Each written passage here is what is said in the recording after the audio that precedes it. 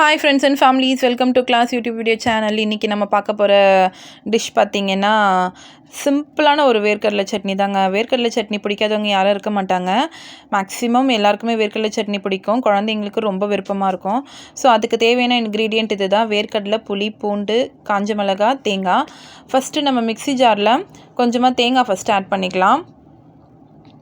அப்புறம் நம்ம வச்சுருக்க 2 காஞ்ச மிளகாய், நான் காரத்துக்கு 2 காஞ்ச மிளகாய் தான் எடுத்திருக்கேன். உங்களுக்கு வேணும்னா எக்ஸ்ட்ரா கூட சேர்த்துக்கலாம். இப்போ 3 பல் பூண்டு சேர்த்துக்கலாம். கொஞ்சமாக புளி சேர்த்துக்கோங்க.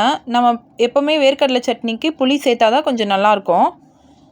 ஸோ நம்ம நான் ஆல்ரெடி வறுத்த வேர்க்கடலை தான் வாங்கி யூஸ் பண்ணிகிட்ருக்கேன். ஸோ உங்களுக்கு பிடிக்கலனா நீங்கள் பச்சை வேர்க்கடலை வாங்கி வறுத்து தோல் உரித்து நீங்கள் சேர்த்துக்கலாம். இப்போது சட்னி அரைக்கிறதுக்கு தேவையான அளவு உப்பு சேர்த்துக்கலாம். பார்த்தீங்களா, அவ்வளோதாங்க சட்னி.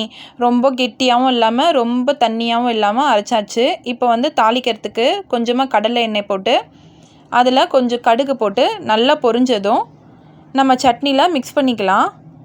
நான் யூஸ்வலாக வேர்க்கடலை சட்னிக்கு கருவேப்பிலை ஆட் பண்ண மாட்டேன். நீங்கள் உங்களுக்கு கருவேப்பிலை வேணும்னா ஆட் பண்ணிக்கோங்க. பார்த்தீங்களா, அவ்வளோதாங்க. Simple and குயிக்கு.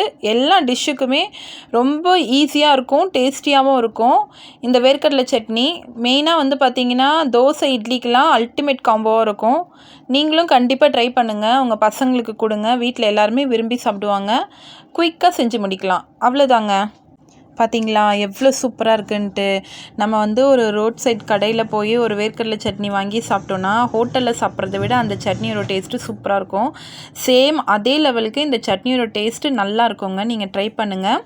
தேங்க்யூ.